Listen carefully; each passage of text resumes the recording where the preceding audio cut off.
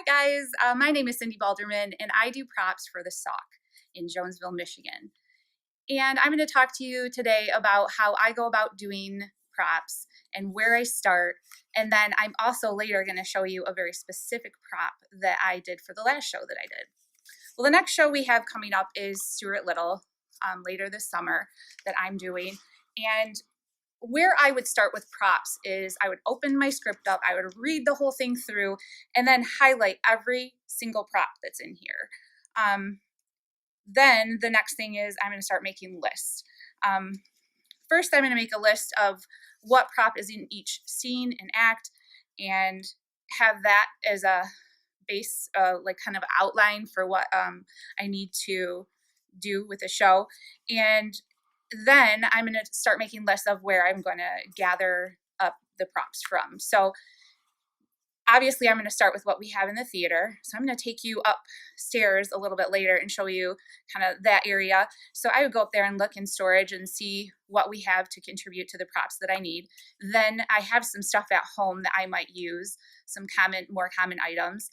Then I'm probably going to ask people that I know to borrow some things, because that is really going to cut down on my prop spendage, which is usually not huge. So I want to try to save money as much as I can. The next place I might go is I might go to a thrift store, and I know quite a lot of them, and they pretty much know me by name because I frequent them a lot for props. That's probably the cheapest place to get your Goodwill, Salvation Army, St. Vincent de Paul are our three big ones here. Sometimes they will let us borrow things if we mention them in the program. Some people, some hard things that are some things that are hard to get, sometimes I will go ahead and borrow those too, because it's just too expensive to buy them or to rent them. So then I have a list of things that I have to make. So sometimes shows have things, Stuart Little is going to have some big things that we're going to need to make, like a giant thermometer. So I'm going to have to figure out a way to make that out of some material that will look right on stage. So I will be making that. So that's about it for where we would start to organize stuff. And then I just kind of go and talk to the director, actually, to make sure that I am kind of on point with all the things that I'm gathering, and if he's going to strike something out of the show, that I'm not going ahead and spending money on that before I know whether it's going to be in the show or not. Sometimes there's props added to the show, so I'm going to need to know that from the director, and we just kind of work together closely so that the props look good on stage for the actors. Hi guys, well, welcome to our small but massive prop storage up here. So we are in the process, we just got some extra storage space. We are in the process of organizing this into a better workable area. So this is where I would come to grab what I need for the show that I'm going to be doing. Hopefully I can find it up here. So here's one that we used for the last show. So I'm going to take this and show you something. Hi guys, here we are at the backstage of the Sauk Theater, and this is our very tiny prop table, and that is because the only things that go on this now are like our safety mask, goggles, our thermometer, our wipes, our hand sanitizer, and a couple smaller, more fragile props. Yeah, lots of hand sanitizer. Our prop table used to sit right here, and it used to be, a good 8 foot long.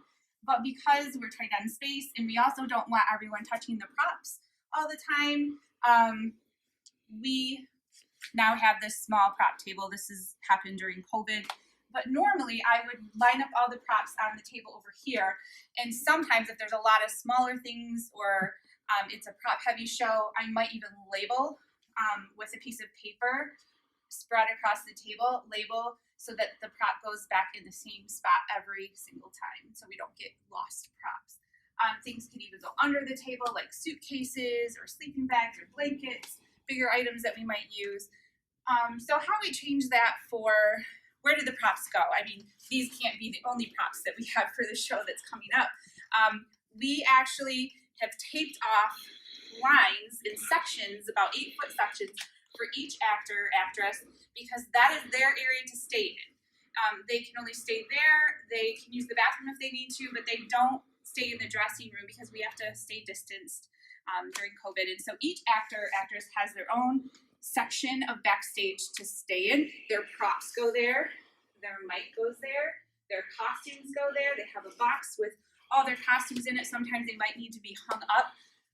And we have put poles up and we put hooks up on the walls. So that's how we do it now. Okay, so here we are. I'm going to show you some specific things about props. But before I get to that, during a show, for the prop person, every show is different. So sometimes I'm backstage handing off props or keeping them in order or preparing things for actors to walk on stage with. Sometimes I don't even have to be here during the show and I get to sit and watch the show. But usually I don't. I'm setting things sometimes during the show. So this particular show that we just did, Approaching Zanzibar, I had to make flowers. And I wasn't going to be here for the show, but then it just happened that it was a very particular and fragile thing that needed to be prepared correctly. And our stage manager was doing a lot of other things. And so that job fell to me to put the flowers on stage that we needed. So in this show, we have some fake flowers over here. But in the show, 2 different actresses had to eat the flowers, and so they can't eat the silk flowers. So my job was to come up with a way for them to be able to look like they were eating the silk flowers, but have them taste good and have them edible. So what I did is I went to Joann's and I bought this kit, and lovely thing, it had lots of pieces to make several different kinds of flowers. So I went ahead and grabbed that because I needed an orchid for this plant to go on this plant, and then I needed a dogwood flower to go on this plant, and they happened to be in the kit. Thank goodness. So I chose those to decorate. So an actress would sit behind these flowers, and she would act like she was picking the flowers off and eating them, and it worked really well.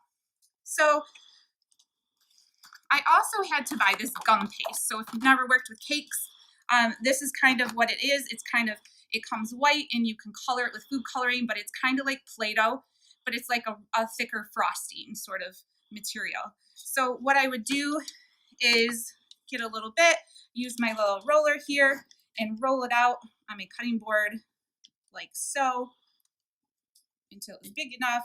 And you can see I already cut out the pieces right here. So these are the pieces for the orchid. And so I would put the flower together. So this one actually has 3 pieces.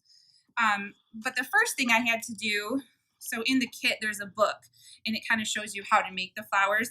And in order to kind of make them look more flower petal-ish, I used a teaspoon measure because I had that in my drawer. Now you could buy a whole kit of, tools, but that's going to cost you $20. So I had them, but I bought them after I made these flowers, and I actually just grabbed some tools from my drawer at home and was able to make these just fine. Now at first I did put like the pink from the flowers on there, but 10 feet rule, nobody can tell there's pink on the flower. So I just kind of left that part out after a while, and I actually made this whole flower as one piece, but then I'm going to show you what I did. So there's these little cups you can buy to kind of make the flowers kind of stick up like that, so you'd put it in the cup. But I didn't have these when I bought this kit. I just used tinfoil because, as prop people, we're always about improvising. So I just made little cups with tinfoil. And I would put the flower in there, and then it would do what I needed it to. So, kind of try to think about, this is expensive, an extra expense, but this is pretty cost effective. And so it did the same thing.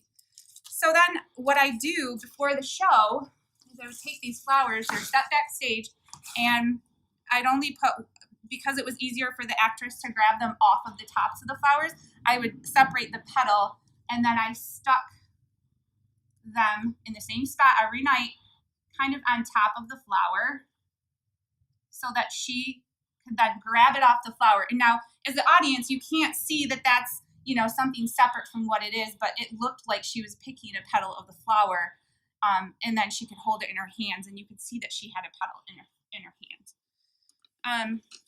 The orchid was a little bit harder to do because it is 3 parts, and then I also needed this edible glue because there's 3 parts.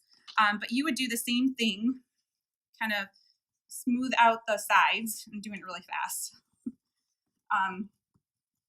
And there's actually a center, another piece to this flower, but again, you can't see it when you're on stage. You can't really see the difference of that middle being in there because the flower is all laying kind of cupped like this. So I'll show you what I did. I'm trying to do it really fast, so it's not going to be pretty, but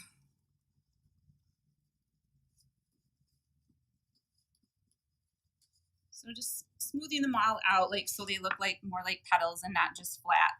And then you take the glue and put it in the middle of that tri piece. And then the 2 pieces go on it, like so. Then you would sit it in the foil or the little cup here,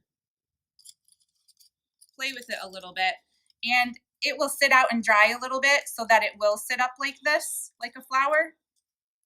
And then I would take it out of the container right before, since this plant, this stuff dries pretty quickly and hardens.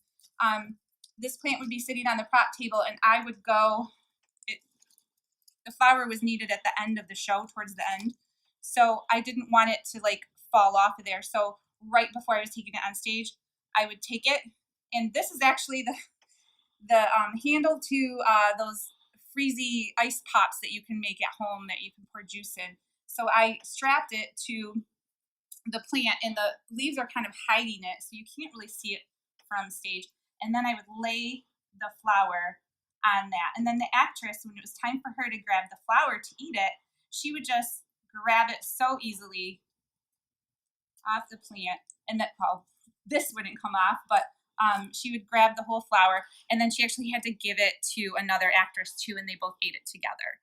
So that's how I did the props for the last show that we did here at the Sauk. I hope you enjoyed this video. Thanks so much for watching.